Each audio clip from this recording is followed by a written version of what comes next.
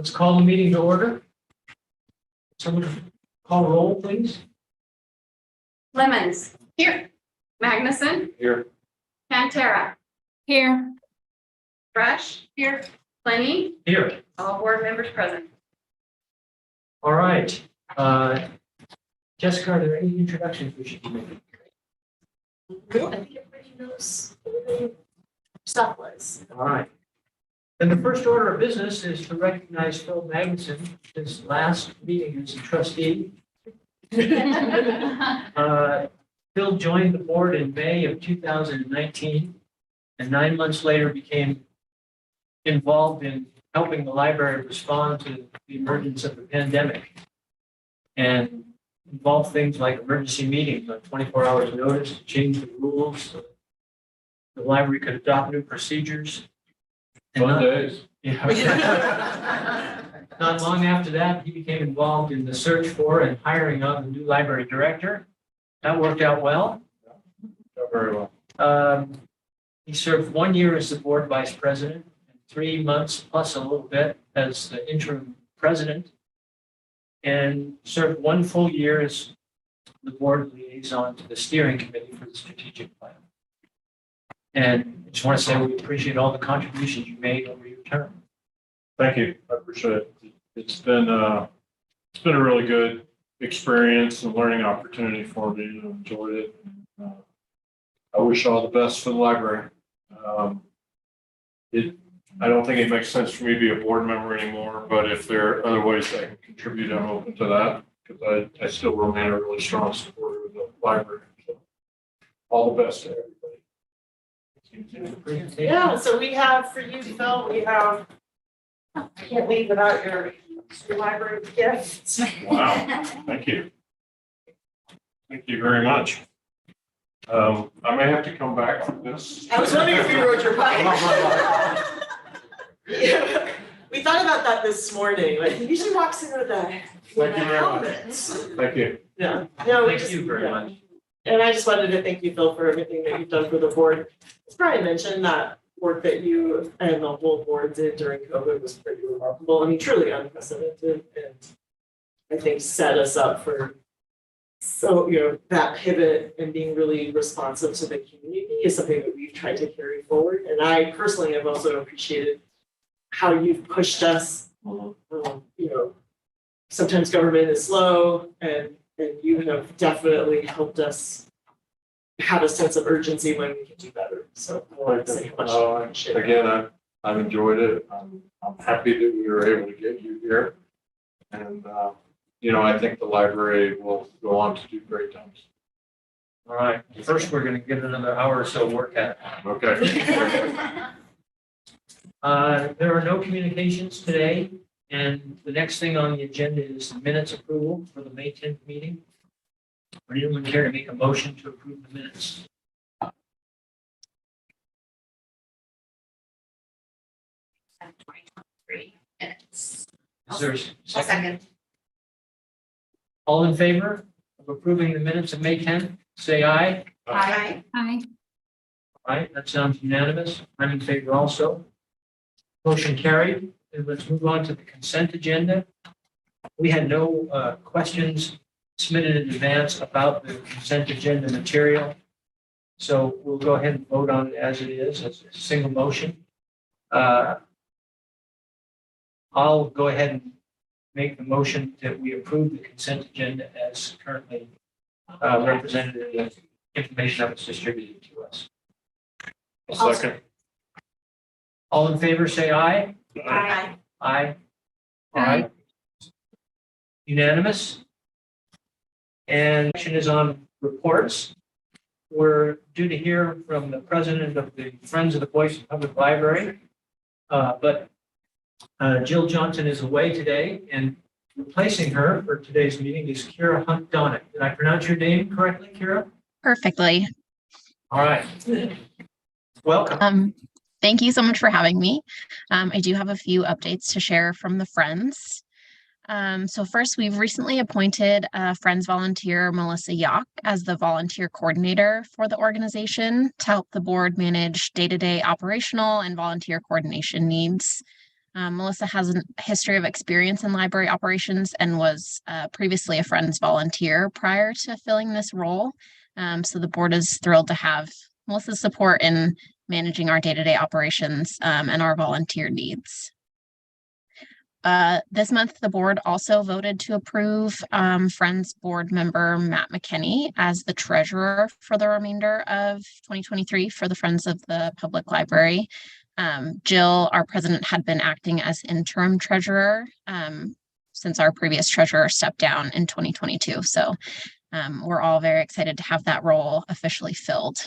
And then finally, we just wanted to congratulate the library on the launch of the summer reading program.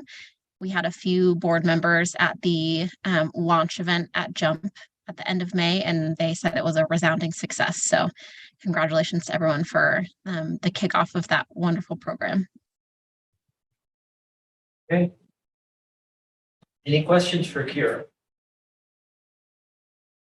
Kira, thank you for that update. It's great you're getting all sorts of new staff in place. Yes, lots of good things happening. Thank you all so much. All right. Next report is from the Boise Public Library Foundation, and Brian Manship is the chair. Welcome, Brian. Thank you. It's good to be here with you. I don't have a whole lot of new stuff, but just kind of maybe letting you know some of the things that have occurred in the past month or so.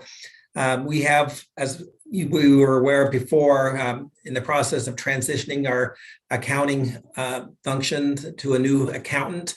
And I'm happy to report that it was a very smooth transition. Our previous accountant was retiring, and so we are sad to see that happen for our sakes, but happy for her. But we have made a very smooth transition, and it's up and running on that accountant, and we're happy to know of that and report that. Also, we are taking advantage of and happy to report the increased interest rates are positively affecting the foundation, as we have monies that are being transitioned also to different vehicles in return on those investments for our donors and for the library. So that's also a good thing for us. The foundation is continuing to work with donors and sponsors, potential sponsors, and ones who have already expressed interest in sponsoring the Boise Comic Arts Festival. There are some good things happening there. I'll give you names next time exactly, because they're a little bit preliminary perhaps at this point, but there's some Comic Arts Festival which we'll continue to work on. And finally, we are continuing our discussions with a couple in particular potential board members. We are looking to have some more board members join us. And like I said, there were some good positive things here. I was hoping to have one reported at least this month, but I'm not able to do that. But there are some continued discussions going on there, and hope to be able to fill some positions there shortly. And that's pretty much all I've got for today. Any questions for Brian? Thank you for the update, Brian. All right, thank you so much. Next report is from Library Director Jessica Dorr. I just have a couple of things I wanted to update you on, in addition to the director's update in the packet. First off, for those of you that are in the building, you might have noticed we are having our sorter installed this week. It arrived yesterday in 10, it took 2 trucks and 10 pallets, but it is starting to be put downstairs. We're very excited about it. It'll take the rest of this week to get it put together, and then we'll all be able to start training staff on it next week. I really appreciate Kira's notice about the summer reading launch, because we have kicked off our summer reading program, and it's great. It's off to a great start. We are on track to meet or exceed our totals from last year, so we're really excited to see that increased participation. And there's still time to sign up if you haven't had a chance to do that, to help with our numbers. I did want to highlight 2 things for you and for the public that are in that packet that you saw. First, this year we've been able to have our instructions are joining summer reading translated into Spanish, French, Arabic, and Swahili. And so we shared with you the Arabic translation, but we also have those other languages as well. So that's one of the goals that we have, is increasing who is able to participate. And also with the learning piece, we have one part of having, there's the reading, but then there's also how do you promote summer learning at the same time. And I put in one of the bingo charts that we have that staff put together so that parents and caregivers can work with kids of all ages. So I think there's just 5 different age group levels, but there's an example of that. And then also I wanted to share our summer program guide has been made for the first time. We're also putting a PDF of it on our website. So that in addition to having it in our community calendar, it's also something that you could just download if you're not able to come to a location and pick one up. I wanted to also give you a little update on the trustee search for where we are. We had a very large pool of extremely good candidates. We had 33 people who applied, and we made sure to review every single application, cover letter, and resume very carefully. So I had an opportunity to meet first with Ryan and Rebecca, and I also met with the mayor's chief of staff to go over them as well. And then I have reached out and had conversations with about 11 candidates, and those have been really exciting to hear about the wide range of interests and skills. And right now, we are having our HR department is doing some reference checks on a smaller candidate pool, and then I will meet again with the mayor's chief of staff, and we will finalize the list of candidates that go to the mayor for consideration. Okay. A little bit this week, there's the zoning code hearings, so nothing is going to the mayor this week. But I expect we'll be able to have that in the mayor's hands next week. And then one thing I just want to say, because we had such high interest and because there's just such high quality candidates, I'm going to reach out to every person who applied after the mayor makes their decision and encourage other ways of supporting the library, maybe with the friends or through the foundation. And then actually also encourage people to apply again.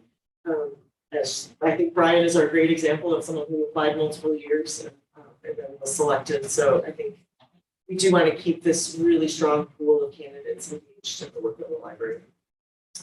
And then finally, I have one other thing that you will be shortly getting an email from Carrie Davis about, and that is that we have a opportunity. We are going to invite you to the launch of our Excite Trike on Tuesday, June 27th. Excite Trike is our electric assist mobile cargo bike that we will be using to take to programming at different locations. We are going to have a bike parade that comes from downtown out to Bound Crossing, and then from Bound Crossing to the Helen B. Lauder Park for a music and movement that morning. So more details to come on that, but we're very excited. You will start to see a library tricycle out. Great. And I'll put a picture of it in next month if you're not able to attend. Jessica, do you have a rough estimate on time? It'll be the morning. So we're going to leave from here at 9 and but leave from Bound Crossing probably. Any questions for Jessica? Okay, thank you for your report. That takes us to old business. And the first item is a policy review. And presenting will be Sarah Kelly Chase, Library Public Services Senior Manager. Yeah. Good morning. Good morning. So you've reviewed this. This is, I'm so sorry. We're starting with section 4 to review for this year. The only change we're suggesting is to policy 4.03 up at the beginning under fees, just to make it reflect more closely how things are actually working and in practice. Brian, you had a couple of questions as far as The circulation section about is there priority if we have to shorten checkout times.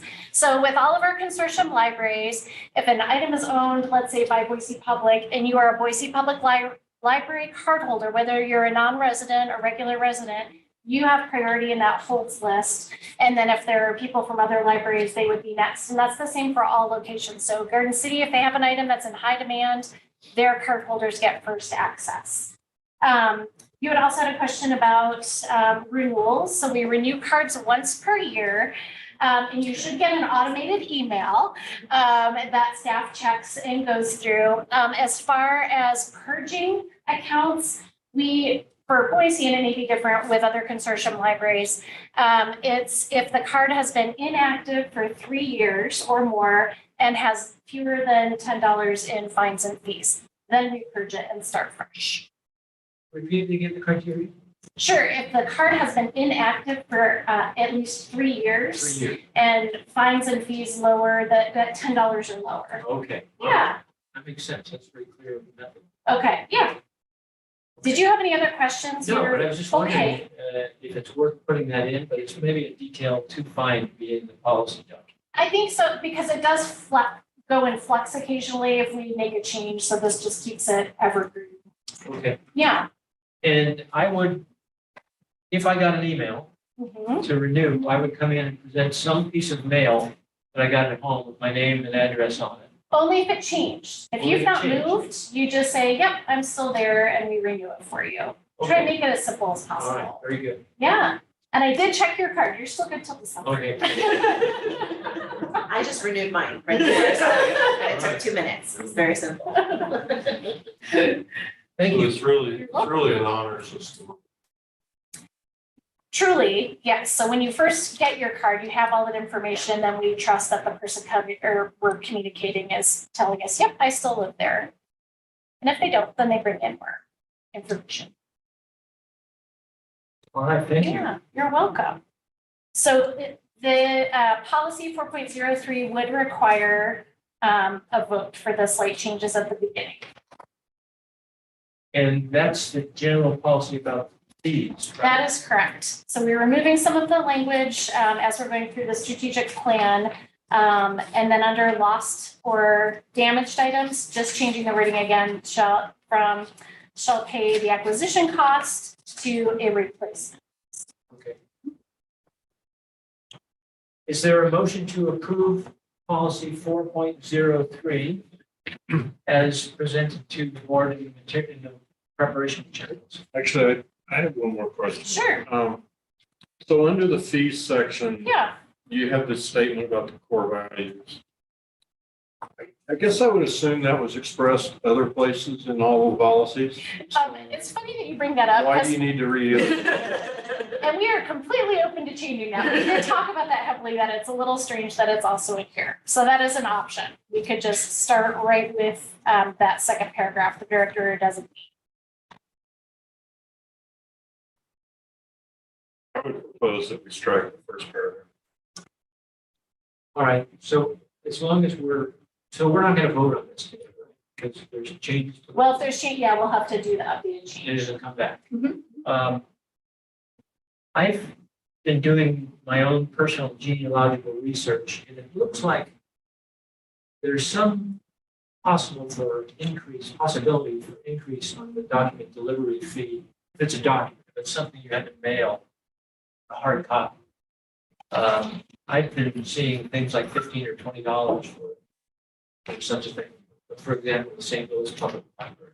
Oh, okay. But there's one catch, if all I had to do was email it to me, JPEG, PDF, I wasn't looking for a hard copy document, often it was for free. Okay. So I just comment maybe a little investigation about what others are doing, because I think there's a potential up level of some of the fees. Sure. We just did that last year. And so we can go in increments for sure. And then that has to go in front of city council anytime we change a fee. Oh, it does? It does. All right. Yeah. All right, well, proceed as you think best, and we'll look at it Okay. next month. All right. Thank you. Thank you, Phil. Thanks, Sarah. Sure. So that takes us to old business item number 2, which is strategic planning update. I'm guessing it is going to present because Heidi's not here. Heidi is not here. But we did want to have this, we were really excited that we were able to have this when Phil is here as well, since he's been so involved in strategic planning. And Gates is gonna join me too, just in case we have questions. As part of the project team, since this is a group effort. We're asking for your approval of the strategic plan. We have the core documents starting on page 19 of your packet. This is really the culmination of all the work that we have done and all the discussions we've had, and we're really excited about it because we really do think this reflects what we've heard from the community, and this will shape our work going forward. And I think one of the things for us that we really took to heart was the community thinks we're doing a good job but can do better. So in that, we spent a lot of time thinking about how do we, as we run the business, how do we make the strategic plan routine in our work? And how do we make it alive? We didn't want a document that would sit on a shelf. And so we've been really focused on how do we bring this into the ongoing work of the library. And so two things I think I just want to call out in that is how we're going to start aligning the annual work planning with that budget build. So if you watched me present to council at the end of May, one of the things I did was really show those investments in those strategic areas, expanding access, increasing impact, optimizing resources, and measuring value. And so some of the investments are tied directly to strategic priority areas. And then the other thing that we're really focused on is like how we're reporting to the community. So next month, you'll have our first, you'll have our 2022 annual report. And this is where we've started thinking about, okay, how are we showing to the community the impact that the library is having. So most of this document is really things that you've seen before, but we've tightened it. We did some work also to, Heidi did a lot of work on what grade level the document was written at. And so we really tried to make it comprehensive, but when she first did that analysis, it was at a university level, and we've been able to have it not at a university level and have it at a high school level. So that to us was important to try to make it accessible. And then with this approved, we've also been doing some work with community engagement to have it in a package that would be displayed, that would be a nice layout. It will look good. We'll have different versions of it, like maybe a bookmark or a longer document. So this really, the content is what we are asking for your approval on, because we are definitely going to format it, because this is, and we're excited about it, but we know that this really isn't the shiny brochure that we want to share with the community.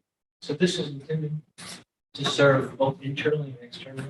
This is internal. The external piece will look like something, it'll look better.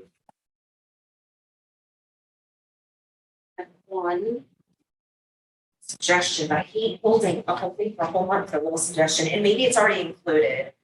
On page 4, under how we listened, there's references to involving Boise Public Library and City of Boise leadership, including library staff at all levels in terms of listening. And I wondered if it wasn't worth mentioning or listing the board of trustees as well in that area. Oh, gosh, and then at the bottom, it says over 40 public library and City of Boise staff members serve on the steering committee and a board. Yeah. So I don't know if you include that in the staff. We can, it's It's a small thing, but just to show you. Yep. That was my one suggestion. okay, good. Any other comments on that? Can I do a comment on page 20 about increased impact? And I'll preface this by saying I think there's a lot of gray areas, and I don't have any answer, but I think there's some things to think about in here. The wording of the first bit, or the explanation of create valuable experiences for every resident, meet their needs at every stage of life. When I read that, I thought, wow, we're going to do everything. And I felt like it was very, very broad. too much so. And in the detail and the goal, there's elevate literacy and lifelong learning. And I think that's spot on, where I really like the theme that the library is a hub in the community for lifelong learning, both by providing services and providing connections. The library may not provide that, but they can tell you where to go. And so I felt like this should be focused down a little bit more into create valuable learning experiences. And so that's my feedback on this. And as a little bit of a side note, it got me really thinking about, well, I think kids can go check out games, or I can go rent a movie. It's like, is that a learning experience? And I noticed on the program guide, one thing that sort of hit one of my buttons was we have bingo night. And which to me is not a learning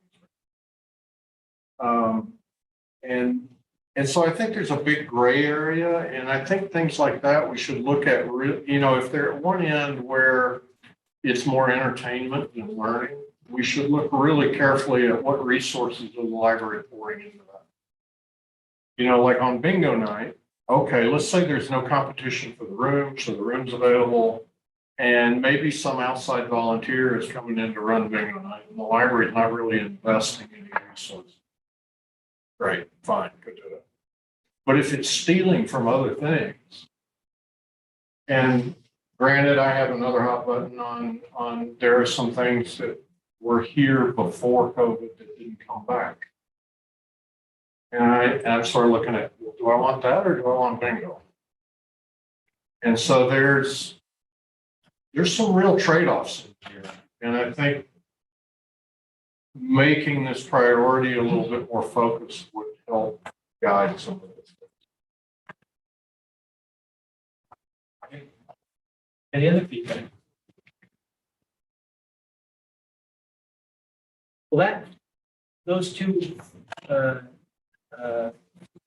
pieces of feedback from Rebecca and Phil notwithstanding, I found it aspirational and motivational and generally rings with clarity. I thought it was a very well done document. I think you need to evaluate feedback you've received and what changes should be made as a result of it. And this comes back around in. Well, we're hoping, we are actually hoping that you could approve it today. That would be our goal. I do apologize for not listing the board in that. That was a mistake. And Phil, to your point about the narrowing it or the definition of what a learning opportunity, I agree that games or videos are not learning opportunities. And I certainly, you're right, you're constantly making trade-offs, but the decisions about what programs, individual sites do should really be at the discretion of the staff that know that community and know what resonates. There's a lot of the work, particularly around how do you bring people together. Bingo is a great multi-generational opportunity. So I hear yours. I think Natasha wants to say something. Well, I was just going to say, I like the idea of learning being in there, but I think how we define learning is more broad. So in my day-to-day, I work with a generation of kids right now that are still pretty broken by COVID socially. I see it every day, all day long. So I really love the idea of social learning, whether it's just how to maintain eye contact, whether it's how to interact effectively with other people. Bingo sometimes could even be just number recognition. I mean, there are some very basic things, but I understand what you're saying, so you don't want to pull from one for the other. So you kind of weigh the benefits. I completely get that, but I think that the way that we define learning, maybe, I just think that a lot of kindergarten is social learning. It's reading, writing, and arithmetic, sure, but it's how to stand in line, it's how to play nicely, it's how not to hit people, it's all of those things as well. So I think there's a lot of isolation anymore, given the online presence of literally everything. So I love the idea of gathering people. So just my 2 cents. I like the idea of learning, but how we define learning. So I think there's a lot to be said.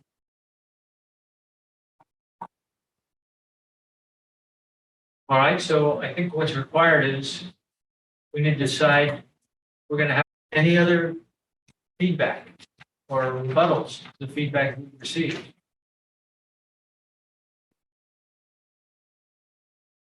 Anyone care to make a motion to approve the document as written? I will. I move to approve the strategic plan narrative with the changes today to add the board. Second. All right. All in favor, say aye. All right. Aye. Aye. All right, that's unanimous. Motion carried. It's a lot. Thanks, I hate this. That was a lot of work. I'm gonna work on it, do it as it shows. Really good. And we're really excited. I do, one of the things, we will be having discussions about all of these and in that idea of a shared definition, you know, what do we mean by learning? What do we mean by increase impact? What do we mean? That is something we're really excited about in terms of this. All right, the next item is interim fiscal year 2023 budget changes. And Emily Johnson, the library chief administrative officer, will present. Morning. I think it's afternoon. Good afternoon. So this will be a quick just kind of update. So the IBC or the interim budget change we are requesting today are funds that have already been approved by the board, that have been in the pipeline for us for projects that we are working on. And the change today is really just a matter of where that money will live so we can spend it. So we had originally wanted to slate it into, did somebody say something? Okay, sorry. We had originally wanted to slate it into some new categories, but as the IBC states, as we looked at our existing projects, we found we could really just roll this money in very appropriately to some categories or some activities that are already in place. So we're really just asking today for the board's approval to move some money into categories that make sense so that we can begin to spend those. And so that's the request today. And I'm happy to talk through amounts and what we're looking at, but I believe it's in your packet. So it's really just a matter of making sure the money is living in the right place so that we can start to spend it on the projects that it's intended for.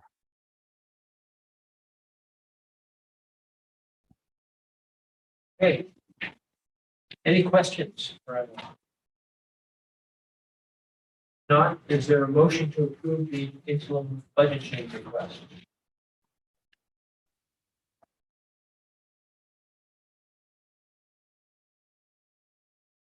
I'll move to approve the interim budget change request.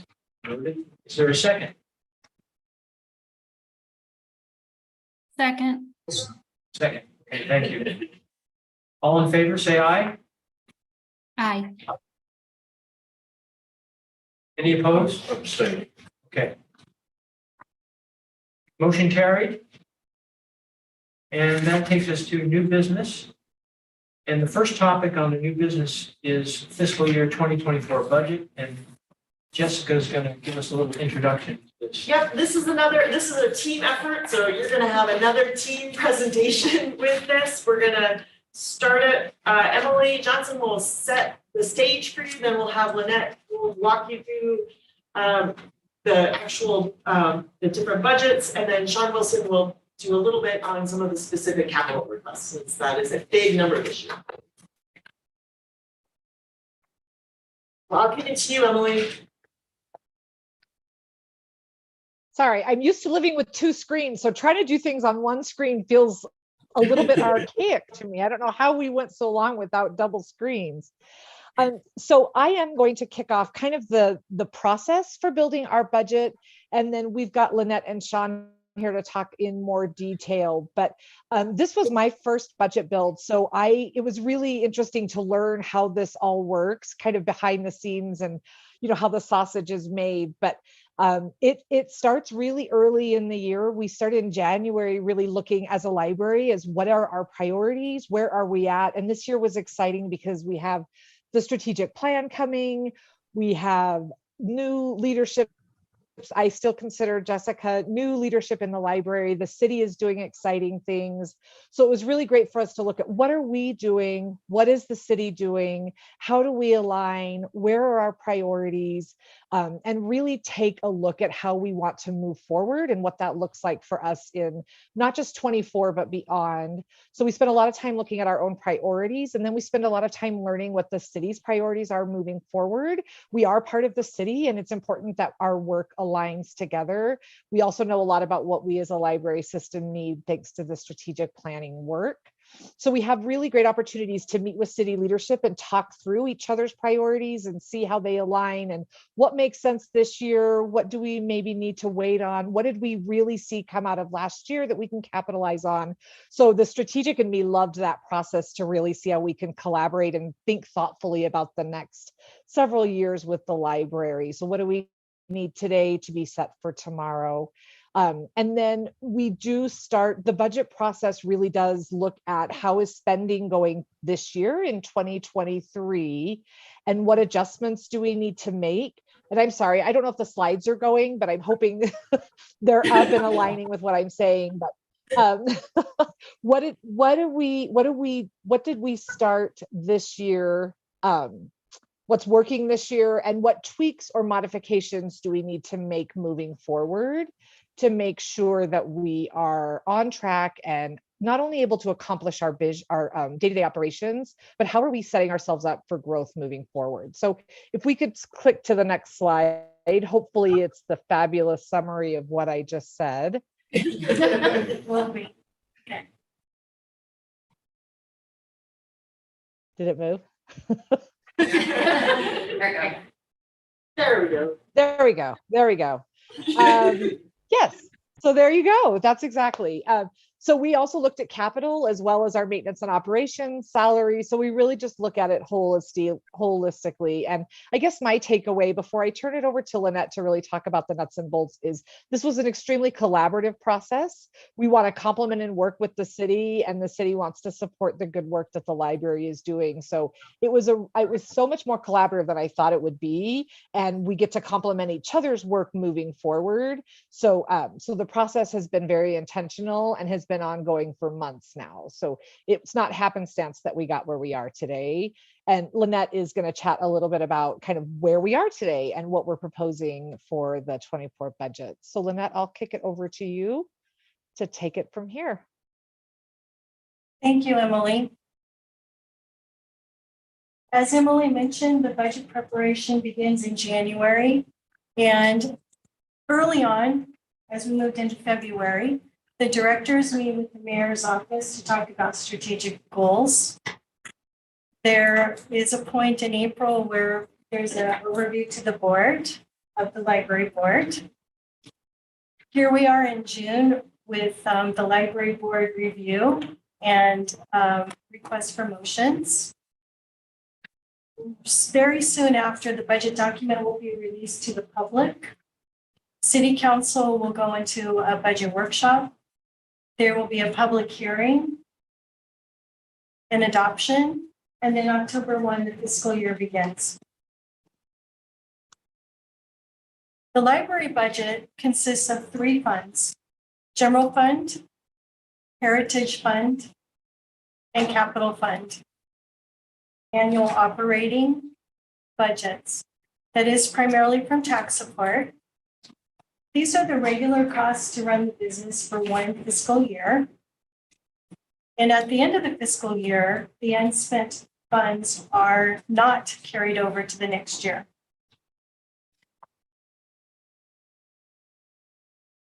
Thinking first about revenue, the FY24 revenue budget is $503,000, and there are 3 top drivers of the revenue.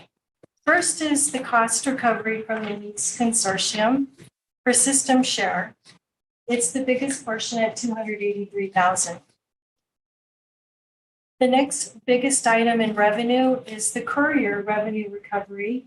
Those are the costs to literally move materials from location to location. It's 117,000 of the budget. And then you see a big drop of revenue down to the $32,000 range. That's primarily lost and damaged materials recovery. So as a chart, this gives just a graphical depiction that the system cost share of the revenue is 56%. It's the largest portion.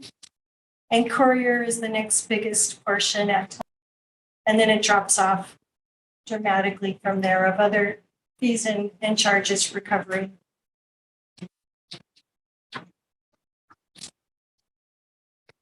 Moving to the expense budget, the library's portion of the city-wide general fund is 4.2%. In the library, the operating expense is 17.8 million. The biggest portion being personnel, then indirect costs, operating. As far as the overarching trends, but then departments have the opportunity to seek and request the things that they most need to run the business. And so it was put forward that library is requesting 90,000 for program support and 150,000 additional for materials. So what if it was like 15.5 million and now it's gonna be 18 million? How does that relate to the 1.5% reduction? Yes, the 1.5% reduction is a measure that all city departments do, and it's a way for the budget office to assure there isn't just a creep upon creep upon creep of budget. And so then departments come back with, here's our need, and then they lobby for those needs so that they can run the business to the strategic plans. So when looking at the total budget though, the personnel is driving cost increases, the indirect cost is driving cost increases. Fuel, there was an increase of fuel. There are increases in several other lines. And so you're right to then notice that there is an overall increase of budget. Did the overall city budget? Yes.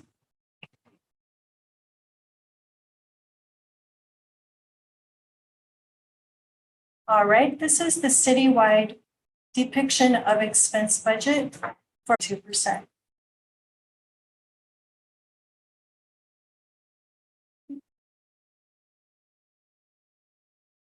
Then looking specifically at library, the operating expense budget is 17.8 million. The biggest portion at 46. The next biggest portion is the indirect, then M&O, and materials. What's that, you know? Maintenance and operating. Good question.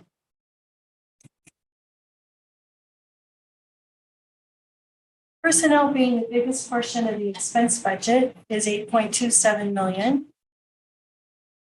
So the overarching trends with personnel is the 24 budget includes a 3.5% base increase, a 3% merit for the department to recognize incentives. That's one time. There are no additional employee costs for healthcare. However, you'll see the department expense for healthcare does increase. It's another one of those things pushing budget up. There is enhanced leave benefits and new benefits for adoption and bilingual. And additionally, library has requested one FTE for the data analyst position.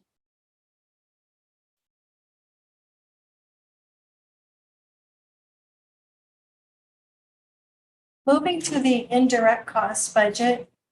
In the past, there's been a question about what is this budget? So I sought out a list of all of the departments and service areas that comprise the $5.6 million budget.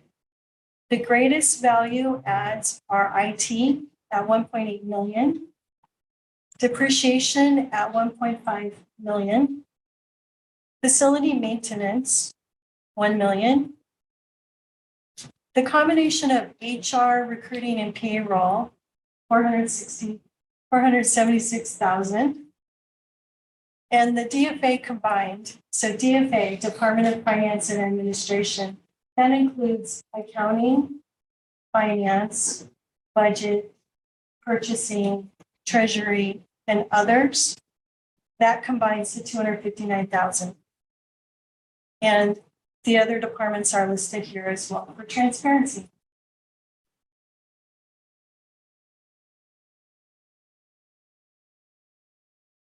The trends with the indirect. It's really important to remember that in past years, a good portion of the budget that is now sitting in indirect used to be in the library budget. Financial support used to be in the library budget. PCs and laptops, building maintenance, and security services are all things that used to be library budget, but are now in the indirect.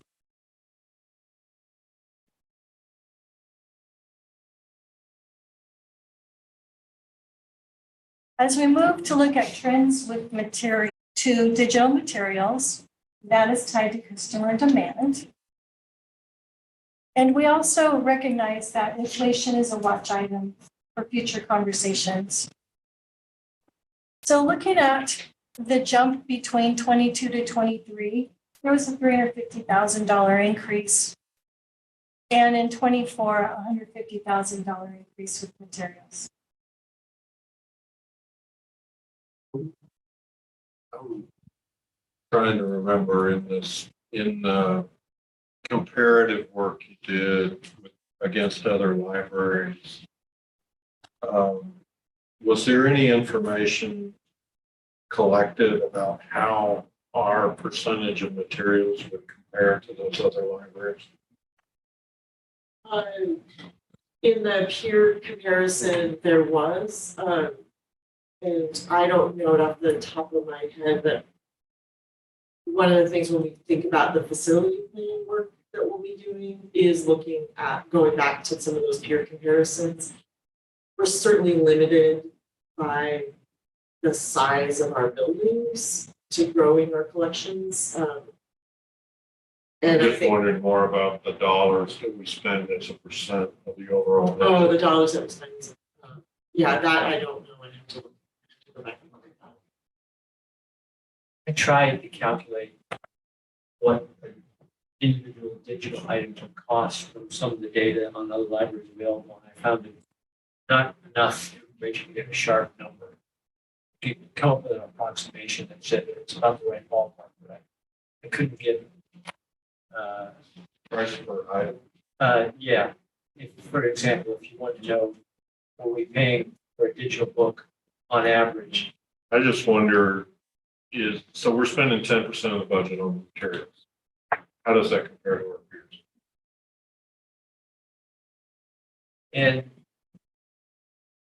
the percentage and percentage per resident were in the presentation. I can't recall the numbers, but they were in the material that we dug around. And I don't want to mistakenly recall, but I thought it looked like we were in the ballpark.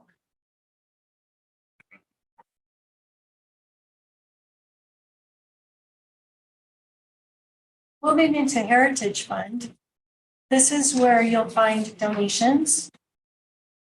With donations, the contributions and expenses are tracked by the designated purpose. There is the Integrated Library System, or ILS. This is where there's the growth fund for future replacement of system. And it's important to notice the remaining balance is carried over from year to year.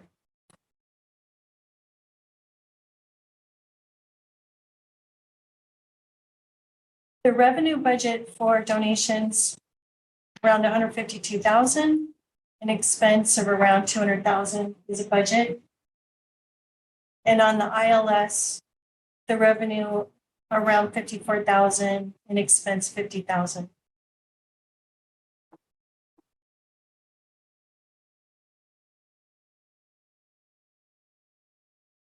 Then moving to capital fund, this is where you'll find the CIP, that's the capital improvement projects, the MRM, major repairs and maintenance, and major equipment, and EQ. It's important to notice that for ongoing projects, the unspent balance is requested for a rebudget after fiscal year end. So you'll see us come back in December and we'll be talking about here's the request for rebudget so that those ongoing projects may continue.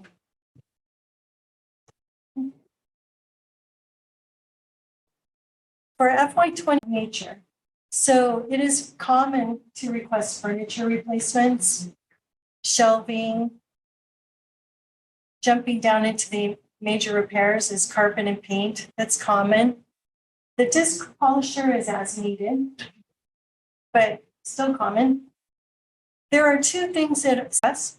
So Sean Wilson, would you come up and speak with us about the 3.7 million for the Maine, the downtown Maine location, and 300,000 for the strategic plan? Yep. So the strategic plan, wrapping up this summer, we talked about it earlier. Kind of the next step is that how do we implement the plan? Where do we put the investments? So two of the big things that came out of that is we need a facilities plan and we need a staffing study. And so the 300, that may cover other things, but that's pretty much where the 300 came from, hiring someone. But in a facilities plan is where you start looking at if there's a strategic plan, identify the gap in services or areas, like where do we start looking to grow square footage within the library system? And then the staffing study, I don't know what time about it, just So then when we know our strategy, we know what we're trying to deliver for the community. We need to look at, okay, how is the city of Boise growing? Where are we delivering services? How can we deliver services in the next 20 years as the city of Boise grows for the next 20 years? And then, okay, what is the staff we would need over that time period? What are the roles we need?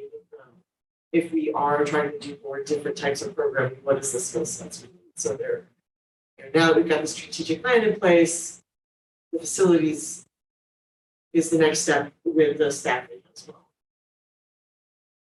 And then as far as the big number on the major repair and maintenance, so that's part of this deferred maintenance catch-up program that we're doing. So we've got, this is I believe the fourth year we've got funding for it.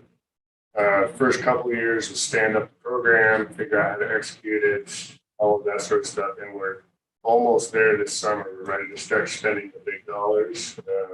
Where we're doing like major remodels, plumbing, like a lot of larger dollar stuff. So the 3.7 supports us to get all of that done that we planned, plus start knocking out additional plans. We do have in the forecast another infusion of $1 fiscal year 25 that's forecasted.